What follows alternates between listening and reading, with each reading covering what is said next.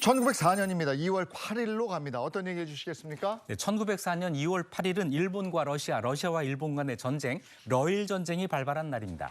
러일 전쟁은 만주와 한반도를 놓고 벌어진 러시아와 일본 간의 주도권 쟁탈전인데요. 이 전쟁에서 일본은 경제력의 3배, 군사력의 6배의 벅찬 상대였던 러시아의 승리를 거둡니다. 이것을 계기로 대한제국의 을사늑약을 강요해서 강압적으로 체결을 하게 되죠. 이 전쟁으로 일본이 한반도에 실질적인 지배력을 갖게 되는 거고 총칼을 앞세워서 한국의 국권을 빼앗아갔죠. 우리나라에는 정말 굉장히 뼈아픈 전쟁이에요. 맞습니다. 근데 당시에 러시아와 일본의 군사력 차이가 엄청 났었거든요. 네. 뭐 대부분은 러시아의 승리를 예상을 했었는데 일본이 어떻게 이렇게 무모한 전쟁을 벌였을까요? 네, 일본은 근대화를 하면서 일찌감치 한반도와 만주, 중국으로 진출할 욕심을 가지고 있었어요. 그래서 청일전쟁을 일으켜서 청나라에 승리를 합니다. 그리고 조선을 차지하려고 했는데 조선에서 고종과 명성황후가 일본을 막기 위해서 러시아를 끌어들입니다. 자, 일본은 다 이제 조선이 우리 게 됐다 했는데 러시아가 들어와서 방해를 하니까 명성황후를 무참하게 시해하는 그런 일까지 벌려요. 네. 그러니까 고종이 이번에는 러시아 공사관으로 피난을 가죠. 아관파천이라고 하는 건데 이러면서 조선에서 러시아의 세력이 더 강해집니다.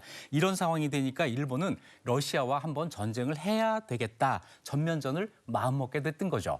일본과 러시아, 그냥 얼핏 우리가 생각만 해봐도 그냥 다윗과 골리앗의 싸움이라고 딱 느껴지는데 이 두 나라 전력 차이 되게 심하지 않았습니까? 그렇죠. 인구도 그렇고 군대 수만 봐도 러시아는 육군만 110만 명을 보유한 세계 최대 육군 보유국이었고요. 해군 병력은 세계 최상위권으로 알아주는 발트 함대를 보유하고 있었어요. 일본은 육군이 한 18만 명 정도, 해군력도 러시아의 3분의 2 수준이었습니다.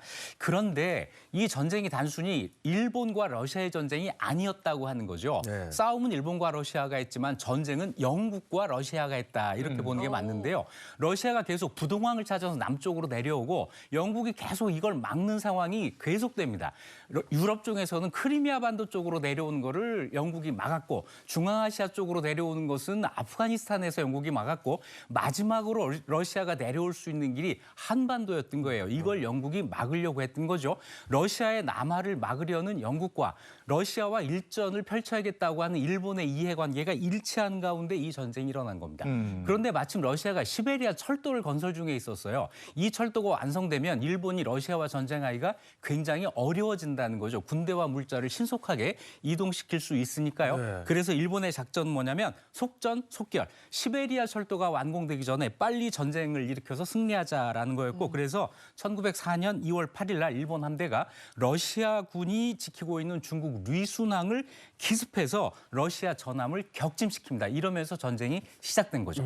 아니 기습 공격이 성공을 했어도 러시아의 반격이 또 만만치 않았을 텐데요. 네, 저항이 만만치 않았습니다. 그래서 일본이 아주 무리하게 군인을 여기 투입을 하게 되는데요. 그래서 일본군 5만 2천 명이 리순에서 사망을 하게 되는데요. 그런 끝에 결국 1년 뒤 1905년 1월 1일 날 리순항을 점령하게 됩니다.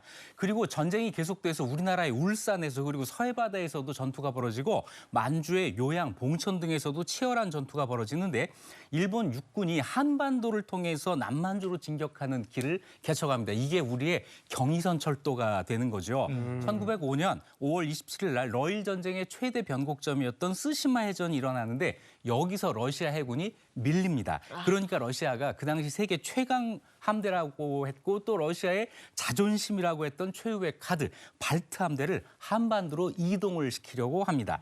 자, 발트해를 출발해요. 거기서 이제 한반도까지는 원래 수에즈 운하를 거쳐 와야 되는데 영국이 수에즈 운하를 점령하고 길을 막습니다.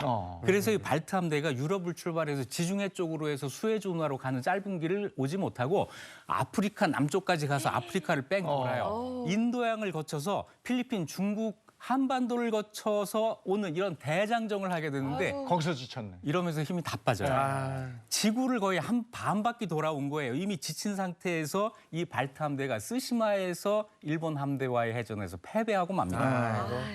그렇군요. 결국 일본이 세계 최강국이었던 그 러시아를 상대로 승리하고 우리나라 지배권을 가져가게 된 거죠. 네, 이 전쟁 때문에 우리가 이제 일본의 그 식민지가 되는 길 빨라지게 되는데요. 이 전쟁 얘기하면서 재밌는 TMI가 될지도 모르겠습니다만 이 전쟁을 위해서 일본이 만든 약이 있습니다.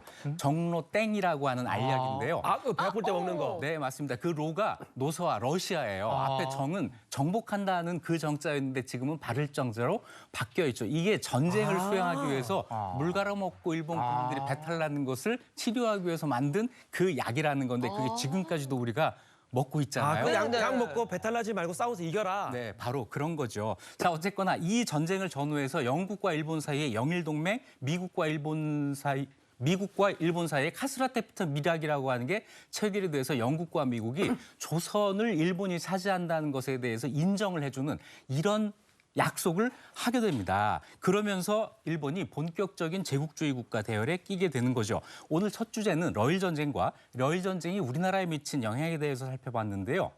세계의 흐름을 정확하게 읽고 우호 세력을 만들어내는 외교력은 예나 지금이나 꼭 필요한 것 같습니다. 우리 국가의 운명을 다른 나라들 사이의 전쟁이나 흥정에 따라서 결정되는 일이 없도록 하는 것은 정말 중요한 일입니다. 지금 뒤에 말씀은 정말 중요해요. 네. 우리나라는 빠지잖아. 지들끼리 우리 운명을 결정해. 이게 얼마나 말도 안 되는. 약하면 이렇게 되는 거죠. 예, 다음 역사로 갑니다.